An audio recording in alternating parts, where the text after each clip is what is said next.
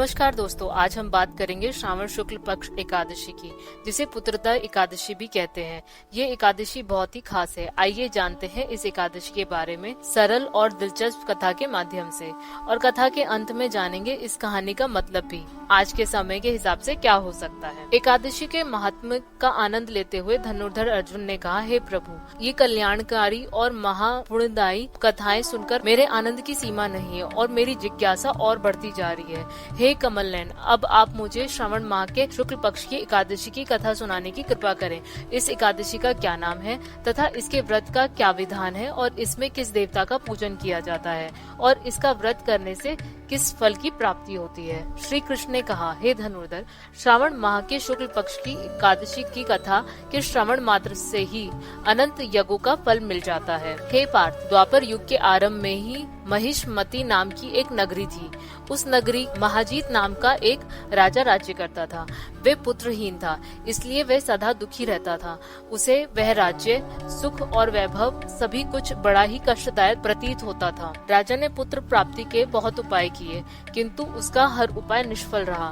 जैसे जैसे राजा महाजीत वृद्धावस्था की ओर बढ़ता जा रहा था, वैसे वैसे उसकी चिंताएं भी बढ़ती जा रही थी। एक दिन राजा ने अपनी सभा को संबोधित करते हुए कहा कि ना तो मैंने अपने जीवन में कोई पाप किया है और ना ही अन्याय पूर्वक प्रजा से धन एकत्रित किया है, ना ही कभी प्रजा को कष्ट दिया है और ना ही कभी देवताओं और ब्राह्मणों का निरादर किया है। मैंने प्रजा का सदैव अपने पुत्रों की तरह पालन किया है, कभी किसी से ईर्ष्या का भाव नहीं रखा, सभी को एक समान समझा। मेरे राज्य में कानून भी ऐसे नहीं है जो प्रजा में अनावश्यक डर उत्पन्न करें। इस प्रकार धर्म युक्त राज्य करने पर भी मैं इस समय अत्यंत कष्ट पा रहा हूँ। इसका क्या कारण है, मेरी कुछ समझ नहीं आ रहा। आप इस पर विचार करें कि इसका क्या कारण है और क्या इस जीवन में मैं इस कष्ट से मुक्त हो पाऊंगा। राजा के इस कष्ट के निवारण के लिए मंत्री आदि वन को गए, ताकि वहां जाकर किसी ऋषि मुनि को राजा का दुख बताकर कोई समाधान पा सके। वन में जाकर उन्होंने श्रेष्ठ ऋषि मुनियों के दर्शन किए। उस वन में धर्म के ज्ञाता महर्षि लोमेश भी रहते थे। वे सभी जन महर्षि लोमेश के पास गए।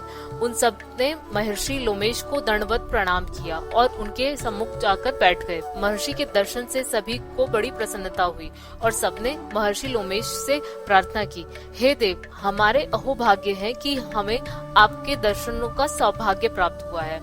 मंत्री की बात सुनकर लोमेश ऋषि ने कहा, हे मंत्रीवर, आप लोगों की विनम्रता से मैं बहुत ही प्रसन्न हूँ। आप मुझसे अपने आने का प्रयोजन कहें। मैं आपके कार्य को अपने सामर्थ्य के अनुसार अवश्य ही करूँगा, क्योंकि हमारा शरीर ही परोपकार के लिए बना है। लोमेश ऋषि के ऐसे मृदु वचन सुनकर मंत्री ने कहा, हे ऋषिवर, आप हमारी सभी बातों को जानने में ब्रह्मा से भी ज्यादा समर्थ हैं, अतः आप हमारे संदेह को दूर कीजिए।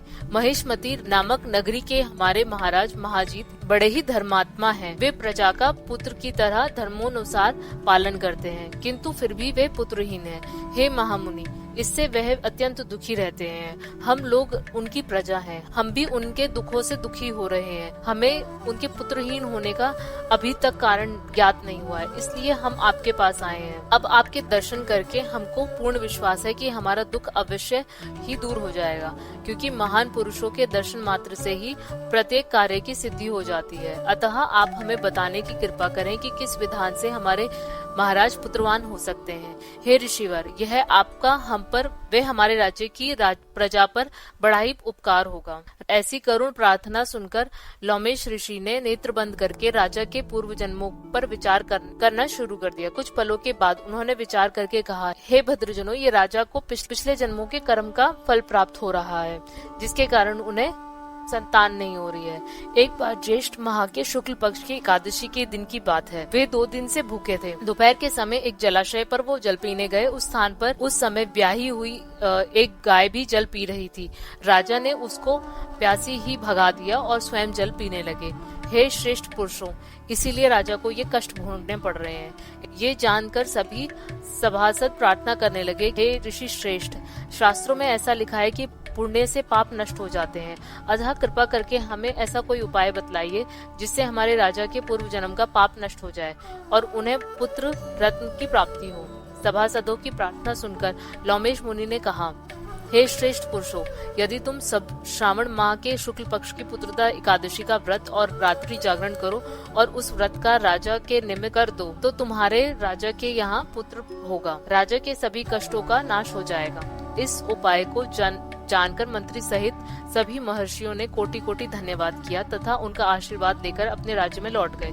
तदुपरांत उन्होंने लोमेश ऋषि की आज्ञा अनुसार पुत्रदा एकादशी का विधान पूर्वक उपवास किया और द्वादशी को उसका फल राजा को दे दिया। इस पुण्य के प्रभाव से रानी ने कुछ दिनों बाद गर्भ धारण कर लिया और 9 महीने के पश्चात उन्होंने एक अत्यंत तेजस्वी पुत्र को जन्म दिया। हे पांडु पुत्र, इसलिए इस एकादशी का नाम पुत्रदा पड़ा।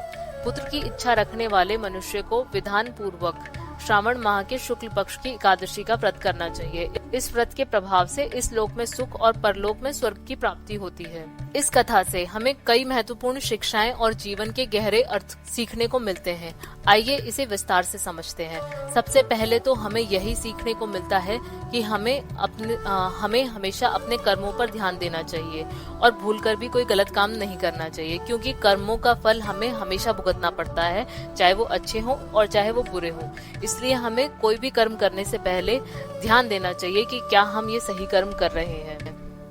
और हमेशा प्राणी को चाहिए कि वो सत्य व्रत का पालन करते हुए भगवान के प्रति पूरी श्रद्धा व भक्ति रखे और अपने कर्मों को सुधारे। और साथ में ये बात भी ध्यान देनी चाहिए कि हमें किसी का दिल दुखाने से बचना चाहिए, क्योंकि अगर हम देखें तो सबसे बड़ा पाप यही है कि हम किसी का दिल दुखा रहे हैं। जैसे कि राजा ने पिछले जन्म में प्यासी गाय को वहाँ से हटा दिया और उसे पानी नहीं पीने दिया, तो उसका दिल दुखा था, जिसकी वजह से उसके मुंह से ये श्राप निकला और फिर राजा को भी इसका कर्म भोगना पड़ा और उसको अगले जन्म में संतान की प्राप्ति नहीं हुई। इसलिए हमें कोशिश करनी चाहिए कि हम अपने कर्मों को ज्यादा से ज्यादा अच्छा करने की कोशिश करें। मिलते हैं नेक्स्ट वीडियो में, तब तक के लिए जय श्री कृष्ण।